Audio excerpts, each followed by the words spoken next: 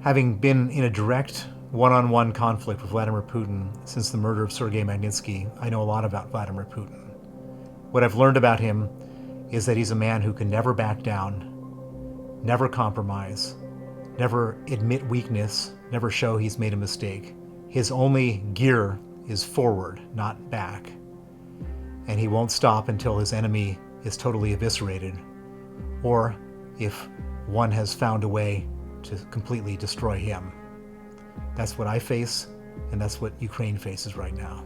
When Vladimir Putin asked for me to be handed over to the Russians at the Helsinki summit, and Donald Trump said, "I think that's an incredible idea," I was in America, and I was terrified. For instance, we can bring up Mr. Browder in this particular case. Business associates of Mr. Browder have earned over $1.5 billion in Russia. They never paid any taxes, neither in Russia nor in the United States. And yet the money escaped the country. They were transferred to the United States. I thought that there would be a bunch of black Chevy Suburbans arriving at my house with the Department of Homeland Security bundling me into the back of the car and putting me on a plane going back to Russia.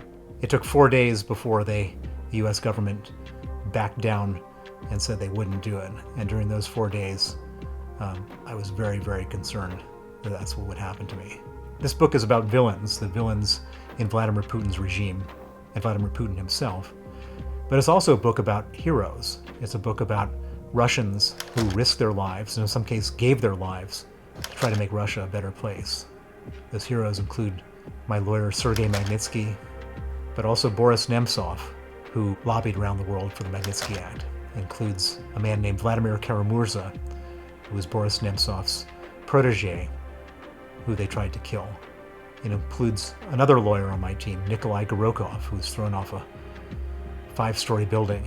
It includes a Russian whistleblower named Alexander Parapolichny, who died mysteriously, most likely from Russian poison, after he gave evidence. There's a lot of stories in this book about people who stood up to the Putin regime and tried to make Russia a better place. When you read this book, you'll be amazed at how far Putin is ready to go to protect his stolen money.